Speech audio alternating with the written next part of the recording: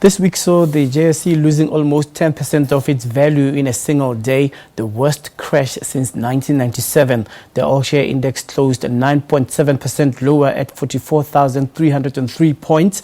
The local market has now lost more than a fifth of its value so far this year.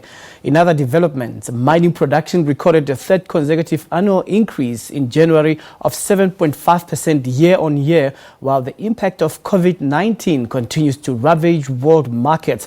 For this week's Market Rep, we have Ngoni Gwatidzo, who is Chief Investment Officer at Weaver Investments. Thank you very much for coming. Thank you, Colin. All right, starting on the local front, the JSE has been hard hit this year. Definitely, it has been hard hit. I think other than the recent developments which we saw, oil and the COVID-19, it was on a downward streak. So those two events only made it worse. So now when we spread our wings and check on what happened on the Wall Street yesterday, just after 9 a.m. in the US and around 1600 here in South Africa, we saw that actually the Dow was down more than 2.9%, and actually there was a bloodbath on the trading floor. Well, I think it is the reaction to the COVID-19, the virus, because the markets currently don't really know what actually is going to happen in terms of disruption in supply production, particularly from China. When you look at what the governments are intending to do with inducing the economy, the European Central Bank had announced that they would like to come up with some economic stimulus measures during this time around. And surely, in the past, we know when there was the FNB, they were coming up with quantitative easing. Yes. Now, this time around, during an emergency like this, what measures could those be? Well, if let's start with the measures which were taken by other central banks, starting with the US, which cut interest rates by 50 basis points. We also saw the Bank of England following suit. We also saw Australia. But I think Europe has been in a bit of a bind. Interest rates are negative there, and they were not as bold to try and follow suit. But what they've done is they've put some measures to try and stimulate the economy, even without cutting interest rates. But the tone there is that the market needs stimulus. This afternoon, somebody was asking me that if the US and Europe are trying to act on the basis of economic stimulus and cutting interest rates, yes, what's going to happen with South Africa?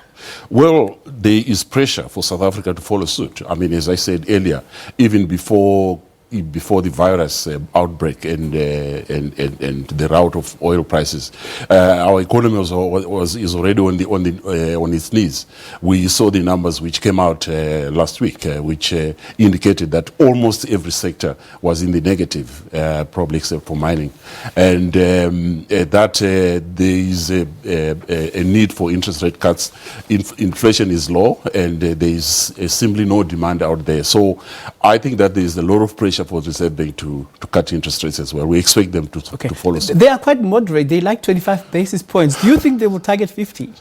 Well, I think these are times which extraordinary times need extraordinary measures. I think they should be bold and cut it by 50 basis points, because for all intents and purposes, 25 bips is not going to do much.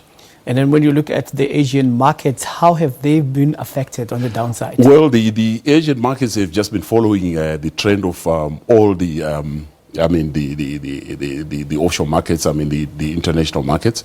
We saw the Hang Seng and the Nikkei also suffering yesterday. When we came to the studio, they hadn't opened, but the indications are there might be a little bit of respite, but definitely things are not looking good there either. Okay, so when we look at the direction which markets take, they usually go for the safe havens, and gold would soar. Yes. And we saw last week it was actually around $1,700. But then let me pick your brain on this downward spiral, even though not much. Why from $1,700 to 1.6? I think that gold is had sort of anticipated all these moves, and we saw it moving far ahead in terms of going up. And I think that it was time that it also caught its breath of some sort. So then the emerging market currencies have been hard hit as well. I mean, like looking at the rand, how much it has lost its footing? Well, the rand was, as you all know, that the rand is one of the most widely traded currency. It really suffered quite heavily. I mean, touching the lows as much as 17 to the dollar. But we have seen some kind of improvement, but it's still trading above 16. So it's not out of the woods yet. Yeah. Surely Ron would like to know if the rand is going to bounce back anytime soon. Well, I would say it would, yes, it will bounce back. The rand shows a remarkable,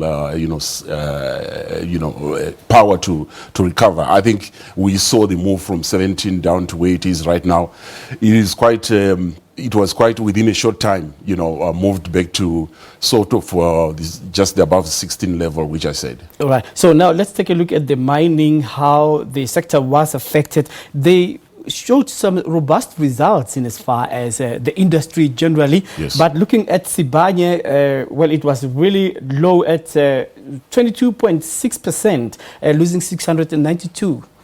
I think for Sibanye, it's a special case. It's a marginal type of gold operator, and that there are other circumstances driving it other than what is driving the rest of the market because of its marginality in terms of being a marginal operator. And then Sasol, the share price losing 40%.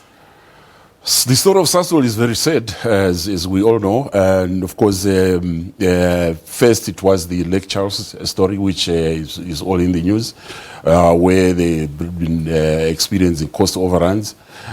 And after that, then came the routing of the oil prices. So it was a kind of double whammy for Sasol. And I think that it is currently in very bad shape, I would say. So if you are having an Inzalo share, you must just forget it for now. Well, I think you've got to take a long view, Colin. This is the time when savvy investors would, either get back into the market or hold on to their investments. All right. I would say. All right. Thank you so much for making time. Thank you, Colin. All right. Okay. That's your market rep right here on SA Today Market Sense. Ngoni Gwatidzo is a Chief Investment Officer at Weaver Investments.